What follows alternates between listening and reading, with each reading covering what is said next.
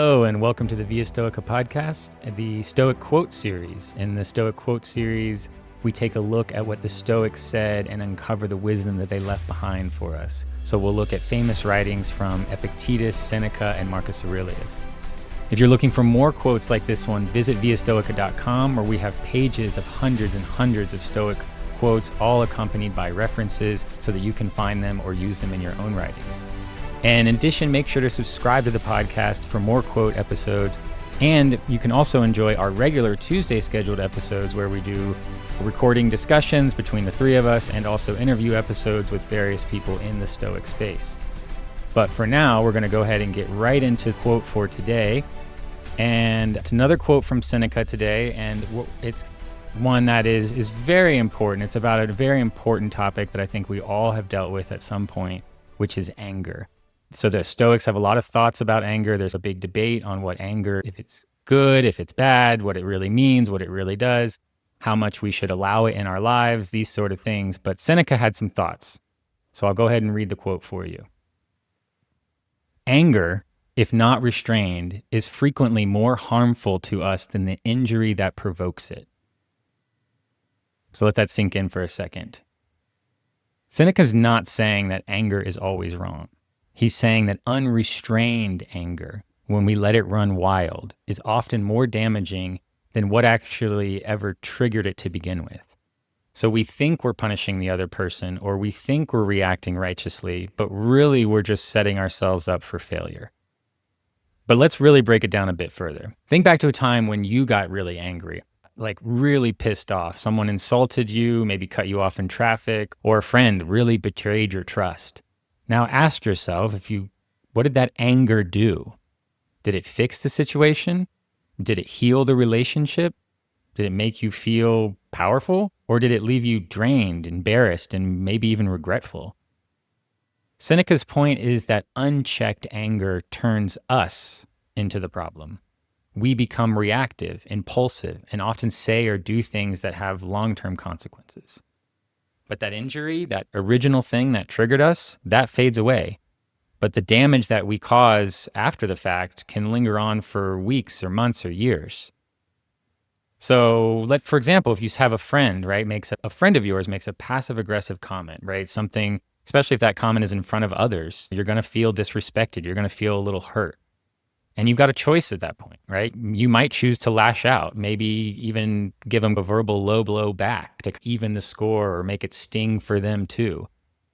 But later you might sit and think about it and realize that not only did you maybe embarrass yourself in front of other people and look like a jerk, but now you've damaged the friendship that you had. And that original comment that your friend made could have just rolled off your back and you could have moved on with your life. But instead, you chose to respond in the way that you did, and now there's fallout from that anger. The same thing happens with arguments with your partner, right? If you have a spouse or a romantic partnership, you get into a fight, oftentimes people might say things that are mean or in a hurtful way to win the argument or to really stick it to them or prove a point. But while you might win that argument, and that's great maybe, you're going to lose intimacy and connection with your loved one. You're going to hurt that relationship that you have with them. So how do we apply this is the real question, right? So maybe we understand and we accept these kind of things that I've been discussing, but what's the real practical part here? And first and foremost, as with most things in Stoicism, it's pausing before reaction. Anger is something that the Stoics believe is a signal, right? It's something that tells us something's wrong, right? We're upset. We have an issue with something that's going on in our lives. But most important is we don't want to necessarily react from that anger. So the pause is very important. The Stoics talk about this a lot. This is that moment in time between feeling the emotion and reacting to the emotion. And this idea of the pause the Stoics talked about it 2,000 years ago, but it has been confirmed by neuroscience now. What's really happening when you have this pause moment is you're angry and you have your primitive brain and it's running wild. It wants to do something, it wants to attack, it wants to lash out in some way, and your rational brain hasn't caught up yet, right? So this pause, the cliche thing, count to 10, take a few deep breaths, that sort of thing, those actions give your rational brain time to catch up to your primitive brain. And this means that you move and you operate from a place of rational thinking rather than primitive thinking. So that's what we want to do as Stoics. We want to be as rational as often as we can, right? So first and foremost, pause, let your rational brain catch up, and then name the feeling.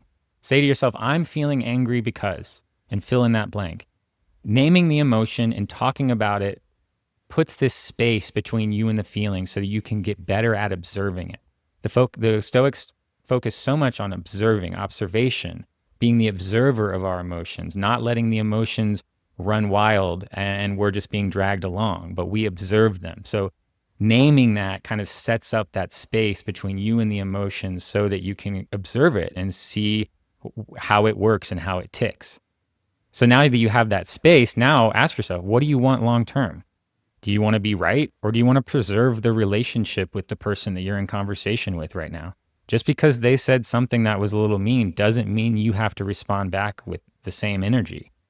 So pause and say, what do I want to do with this relationship long term? Is what I'm going to say right now going to hurt it? And then that might make you soften what you're going to say a little bit. And the point of this is to not say your piece or get your point across or whatever, but we can always change our tone and the words that we use and how we say things to make them less angry and less sharp. Something else that you can do is premeditatio malorum. A lot of people will do this, but you practice, you emotionally rehearse what's going to go on in situations. This was something that I commonly did if I'm going to an event where I know I'm going to interact with someone that might rub me the wrong way sometimes or something like that. I rehearse how that interaction might go. I think of the phrases or things that they typically do that might bother me or cause me some sort of annoyance. And I practice hearing them and how am I going to respond? What am I going to do? So this kind of idea of premeditatio malorum or pre-planning or thinking about what could go wrong is a great way to get comfortable with how you're going to react. But one important kind of asterisk on this is to not overdo it, right? We want to practice temperance because you can sit there and go through worst case scenario planning for days and days and never get out of it. So we want to only do that a little bit, right? And then finally, for the most important thing is after an event occurs where maybe you did feel some anger and you got upset with someone, you got to have a reflection period afterwards with yourself to analyze it, right? Because we know we're not going to be the sage every time. We're not going to act from perfection every time. That's not reasonable. But what we can do is review what we've done before, how we reacted, and then make decisions on how we want to act again the next time. So the reflection is always very important. This is why you have Stoics talk about journaling so much, meeting with their pen and pad to write down the thoughts of the days, the experience from the day. And this is where you would do that in the evening with your journal, sitting down and discussing the event where you got angry and what you're proud of, what you did well, and maybe what you can work on. Because as we know, it's all about process, not outcome. We're not trying to be perfect all the time. We're just trying to improve along the way. So to get some final thoughts, this quote from Seneca just reminds us that anger isn't the enemy, but uncontrolled anger is, right? Anger we can't get away from. It's a natural response that's going to happen. But when we allow it to run our lives is when things get really out of hand. So next time you're boiling with rage, ask yourself, am I adding to the injury or am I choosing the high road? The second option isn't always easy, but it's always more powerful. So thanks for tuning in today. If today's episode hit home, share it with someone who could use this reminder. And as always, keep seeking the better version of yourself, one quote at a time.